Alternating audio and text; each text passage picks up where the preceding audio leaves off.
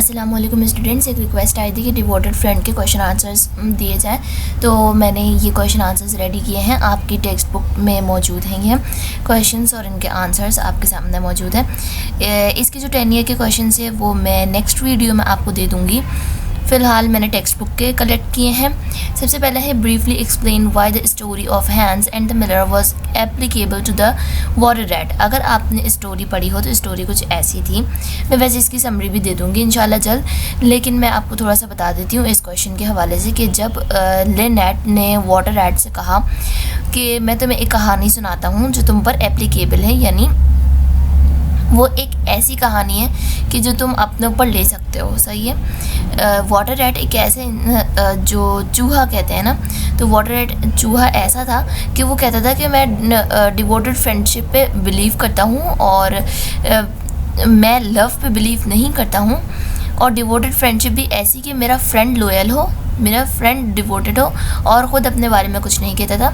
तो उसने कहा था कि तुम मिलर जैसे हो, मैं तुम्हें हैंस और मिलर की कहानी सुनाता हूँ। तो इसमें वही कहा है कि किस हिसाब से एप्लीकेबल थी। In the story of Hans and the miller, miller was so called devoted. He always wanted his friend to be loyal and give all the type of benefits to him, but never took care of poor hens. Water rat was similar to the miller. He also believed in the friendship just like that of hens and the miller, in which one friend can get all the benefits and the other is ruined. रूंड के यानी तबाह हो जाना। And में अगर आपको याद हो तो हैंस की डेथ ही हो गई थी मिलर के चक्कर में, और ये भी आपके लास्ट क्वेश्चन में आपको मिल जाएगा। Because of the thought of the water rat, Hans and miller's story was applicable to him. इसके बाद आ जाते हैं। अच्छा, अब आप कंफ्यूज ना हो जाना कि ये मैंने ऐसे क्यों लिखा है कि सो कॉल्ड डिवोटेड फ्रेंड। तो सो कॉल्ड का मतलब नाम नेहाद होता है ना, तो यहाँ पे इस्तेमाल हो सकता है ये। आगे बढ़ते हैं। When do we first suspect that the miller was not really a very good friend to Hans. इसमें मैंने कुछ वर्ड्स तब्दील करके इटैलिक में ये जो है टाइप किया है, जो जिससे ज़ाहिर होता है कि मिलर एक डिवोटेड फ्रेंड नहीं था, बल्कि तंजिया उसे डिवोटेड फ्रेंड कहा गया है। तो क्वेश्चन में पूछा गया है कि मिलर किस हिसाब से आपको ऐसा लगा, कब ऐसा लगा पहली बार कि वो एक अच्छा दोस्त नहीं है। तो उसके कुछ ऐसे डायलॉग्स थे जिनकी वजह से लगा। मैं सिर्फ वो डायलॉग्स पढ़ती हूँ और आप पूरा क्वेश्चन देख लीजिएगा। इटैलिक वाला पढ़ रही हूँ मैं। Miller was so devoted to little hands that he would never go by his garden without leaning over the wall, plucking bunch of flowers and filling his pockets with plums and cherries. अब मतलब समझा देती हूँ कि leaning का मतलब take लगाना, और मिलर ऐसा दोस्त था कि कभी भी वो अपने यानी हैंस के बाग से बग़ैर फ्लावर्स लिए और फ्रूट्स भरे नहीं निकलता था, ना चेरीज़ वगैरह कलेक्ट किए बगैर नहीं निकलता था। और ये एक अच्छे दोस्त की निशानी नहीं है कि जो यानी हैंस है वो तो अपना गुजारा ही इस गार्डन की चीज़ों से करता है, इनको बेच के वो गुजारा करता है, और जब मिलर वो ले जाएगा तो फिर हैंस का गुजारा कैसे होगा। तो ये एक अच्छे दोस्त की निशानी नहीं हुई कि वो इसकी इतनी मेहनत से तैयार करदा चीज़ ले जाए ऐसी ही। How did the miller justify his not asking Hans to share some of his good things during winter? Story में जब लिनेट कहानी सुना रहा था तो ये वक्त भी आया था कि एक हैंस जो है उस पर बुरा वक्त आ गया था, और जो है जो उसका बेटा था वो कह रहा था कि आप हैंस को इधर ले आएँ। मिलर का बेटा कह रहा था कि आप हैंस को इधर ले आएँ, मैं हैंस के साथ खेलूँगा, खाना खिलाऊँगा और हैंस खुश हो जाएगा। तो मिलर ने डांट के कहा और अपनी इस बात को जस्टिफाई किया कि बुरे वक्त में हैंस के काम ना आए। और जो क्वेश्चन में कहा गया है वो ये है कि अपनी अच्छी चीज़ें मिलर विंटर में हैंस के साथ शेयर नहीं करेगा। उसकी जस्टिफिकेशन किस तरह से दी थी, वो इस तरह से कि Miller justified his not asking Hans to share some of his good things during winter by saying, if Hans came to our house and saw our luxury lifestyle, he might get envy यानी कि हसद, and if he asked me to give some flour on credit. That is what I couldn't do, because friendship should not be confused with these kind of things. I won't let hens nature to be spoiled. I will meet him when it will be a flowering season, so that he would be able to give me some flowers and will be happy. अब आप यहाँ पे note करेंगे ये point कि वैसे Miller कहता है अपने वक्त पे कि फ्रेंडशिप और ये सारे काम कि जैसे मिलर है तो वो आटे वगैरह इसके पास मौजूद होता है स्टॉक में, अगर ये चाहे तो दे सकता है, ये अच्छा अमीर इंसान है, लेकिन मिलर नहीं देता है। तो ये बात नोट करने की, ये यहाँ पे कह रहा है कि फ्रेंडशिप एक अलग चीज़ है और अपने आटा दे देना, उसकी मदद कर लेना, यानी अपने पास से कुछ उसको दे देना, ये एक अलग बात है। इन दोनों को कंफ्यूज नहीं करना चाहिए आपस में। दोस्तियाँ निभाओ लेकिन मदद ना करो। और दूसरी जगह पे ये क्या करता था खुद, जैसे क्वेश्चन नंबर 2 में कहा गया है कि ये जो है उसके जितने भी फ्लावर्स होते थे वो लेकर चला जाता था। तो ये एक अच्छे दोस्त की निशानी नहीं है कि खुद कुछ कर रहे हैं और दूसरे को कुछ करने को कह रहे हैं। इसके बाद आ जाते हैं third, I think fourth question है ये। How did Miller's wife reveal that she too was ready to exploit the generosity of Hans? जब हैंस ने जब मिलर ने अपने बेटे को डांटा और तो मिलर की बातें सुनकर जो उसकी बीवी वहाँ पर मौजूद थी तो वो भी कहने लगी कि भाई मुझे तो ऐसा लग रहा है जैसे मैं चर्च में आ गई हूँ और तुम कितना अच्छा बोल लेते हो। इस किस्म की इन दोनों की बातचीत चल रही थी और इससे सामने ये आया कि ये क्या चाह रही है, असल में ये हैंस की जनरॉसिटी से क्या फ़ायदा उठाना चाह रही है। तो वो ये था कि तुम जो है बास्केट साथ लेके जाना, जब अच्छा सीज़न आ जाए, फ्लावरिंग सीज़न हो तो तुम बास्केट साथ लेकर जाना हैंस के पास और सारे उसके फ्लावर्स जो है जो अच्छी खुशबू वाले हो, स्वीट सेंटेड का मतलब होता है अच्छी खुशबू, तो जो अच्छी खुशबू वाले फ्लावर्स हो वो सारे लेकर आ जाना। और वो बास्केट अच्छी खासी बड़ी बास्केट थी।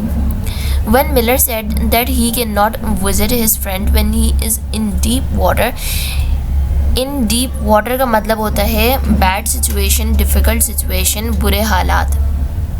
His wife appreciated him by saying that you are certainly thoughtful to others.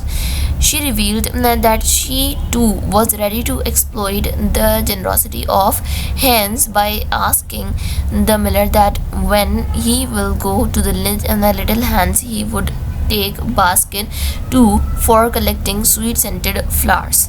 इसके बाद आ जाते हैं नेक्स्ट क्वेश्चन पर। How did the miller persuade यानी खाइल करना, how did miller persuade Hans to carry a large sack of flour to the market. एक दिन ऐसा था कि जो हैंस है वो अपने गार्डन में काम करने के लिए जा रहा था और फिर दूर से जो मिलर था वो आवाज़ें लगाकर हैंस को बुला रहा था। काम दरअसल ये था कि उसको एक आटे की बोरी थी और वो सेल आउट करनी थी मार्केट में। तो उसने मिलर ने हैंस को कहा कि तुम ये सेल करके आ जाओ, जितने पैसे होंगे वो तुम मुझे दे देना। तो इसने खाइल किस तरह से किया कि मेरा काम करो। इसने जब मना करने लगा ना हैंस, तो ये वो वक्त याद दिलाने लगा कि मैंने तुमको कहा था कि मैं तुम्हें अपना व्हील बैरो दूंगा, तो ये तो बहुत ही खुदगर्जी हुई कि मैं तुम्हें अपना व्हील बैरो भी दे रहा हूँ और तुम जो है बदले में फिर मेरा एक छोटा सा काम भी नहीं कर रहे हो। और ये व्हील बैरो, ये याद रखने की बात है कि ये व्हील बैरो इसने दिया नहीं था, इसने बस प्रॉमिस किया था कि मैं दे दूंगा, और ये व्हील बैरो भी टूटा फूटा सा था। Miller persuaded Hans by recalling little Hans that he is going to give Hans a wheelbarrow, and true friendship is far away from selfishness. If he gave this wheelbarrow to Hans, then he must carry a large sack of flour to the market. How did Miller justify his rebuke to Hans for staying in bed a little later than usual after his tiring expedition to the market?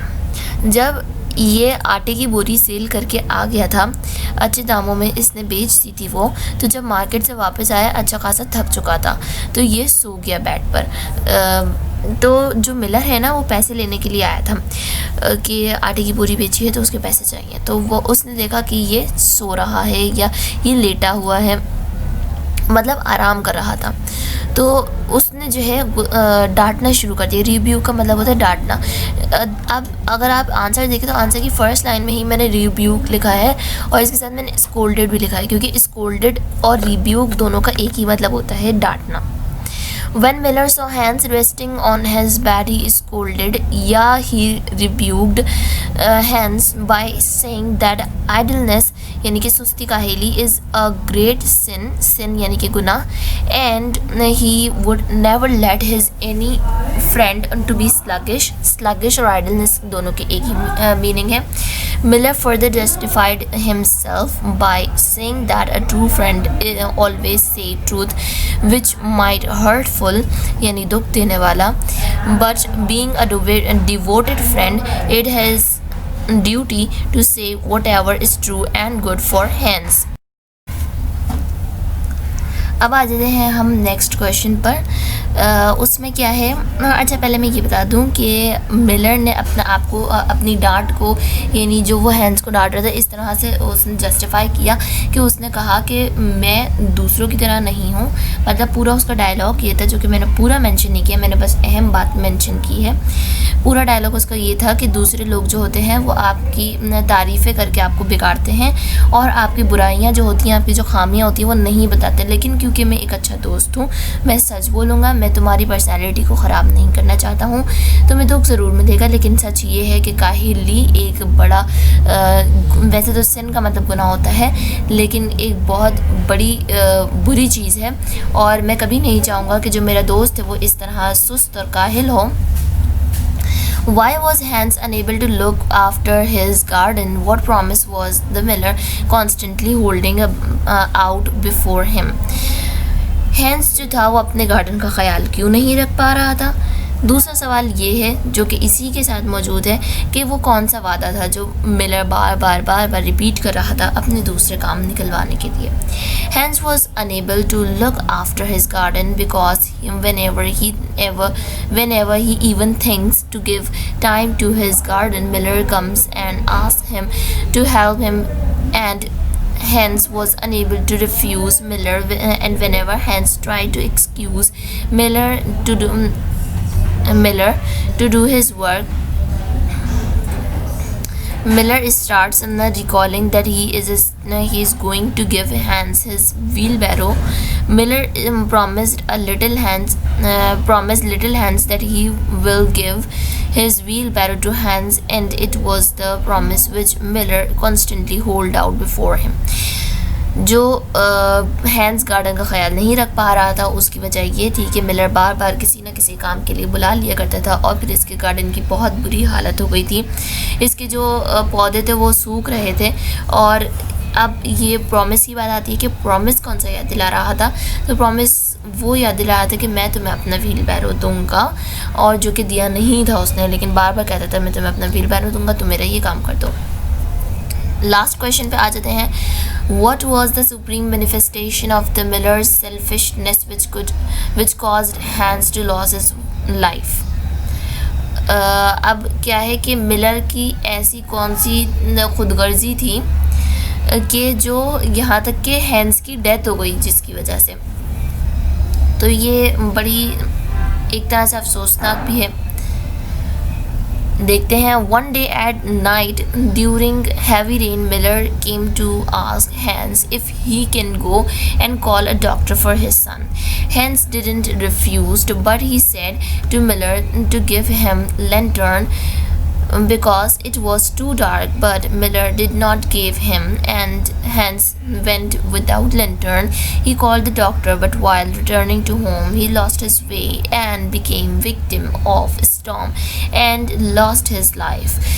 If Miller would at least had given Hans a lantern, he would be saved. It was Miller who became the reason of Hans' death. अब क्या था इसमें कि एक दिन बहुत तेज़ बारिश हो रही थी और इस बारिश में रात के वक्त बहुत यानी आंधी भी चल रही थी। तो ऐसे में मिलर आया था और मिलर के बेटे को चोट लग गई थी। मिलर का बेटा सीढ़ियों से गिर गया था और फिर वो ज़ख्मी था, इसके लिए डॉक्टर को बुलवाना था। तो मिलर ने हैंस को कहा कि तुम जाके डॉक्टर को बुलवा लो, और उस वक्त मिलर के पास लैंटर्न यानी कि लालटेन मौजूद थी रोशनी के लिए। और जब हैंस ने मांगा कि तुम ठीक है मैं बुला लेता हूँ, तुम मुझे लैंटर्न दे दो क्योंकि रात बहुत हो रही है, मुझे रास्ता समझ नहीं आएगा, तो मिलर ने मना कर दिया कि मैं तुम्हें लैंटर्न नहीं दे सकता। अगर मैं दे दूँगा तो फिर मैं ख़ुद क्या करूँगा, यानी मुझे भी रोशनी की ज़रूरत है। हैंस ऐसे ही चला जाता है, वो घोड़े पे सवार होता है, वो चला जाता है, डॉक्टर को बुलाता है। इसके बाद क्या होता है, अब ये पूरी कहानी ऑब्वियसली एक छोटे से आंसर में तो डिस्क्राइब नहीं कर सकती हूँ मैं, इसलिए मैं आपको ऐसे ही बता रही हूँ। 6 लाइन्स का आपका आंसर होना चाहिए, तो इसलिए मैंने पूरा मेंशन नहीं किया है। वैसे कहाँ थे हम कि वो डॉक्टर को बुलवाता है। अब होता ये है कि डॉक्टर का घोड़ा आगे आगे भाग रहा होता है और जो हैंस होता है वो पीछे होता है। तो डॉक्टर के पास जो लैंटर्न होती है वो पहुंच जाता है डॉक्टर मिलर के घर बच्चे के लिए, और जो हैंस होता है वो रास्ता खो देता है। यानी वो क्योंकि अंधेरा होता है तो वो समझ नहीं पाता है कि रास्ता किस तरफ है, और इस आंधी में, इस बारिश में, तेज़ बारिश में वो ज़िंदगी ये हार देता है, यानी वो गुम हो जाता है और फिर जो है इस स्टॉर्म का विक्टिम बन जाता है। विक्टिम कहते हैं मज़लूम को जो जुल्म का शिकार हो जाए, और फिर यानी कि उसकी डेथ हो जाती है। तो मिलर जो है वो अब ये याद रखिए कि इसने व्हील बैरो नहीं दिया, इसने बस कहा था कि मैं दूंगा, और हैंस की डेथ हुई। अब ये 2 लाइन्स मैंने ऐड की हैं आपके आंसर को थोड़ा सा बड़ा करने के लिए, और वो ये है कि मिलर असल में हैंस की डेथ की वजह है। अगर मिलर अपनी लैंटर्न दे देता तो वो रास्ता ना खोता हैंस, और हैंस सही सलामत घर पहुंच जाता। यहाँ पर हमारे क्वेश्चन आंसर्स की वीडियो फिनिश हुई। अब मैं 10 ईयर के क्वेश्चन आंसर्स आपको दे दूँगी, इसके अलावा समरी भी दे दूँगी। हमारी वीडियो को लाइक कीजिए, चैनल को सब्सक्राइब कीजिए। अगर कोई कन्फ्यूजन हो या कुछ रह गया हो या कुछ समझ ना आया हो तो आप कमेंट बॉक्स में पूछ सकते हैं। अल्लाह हाफ़िज़।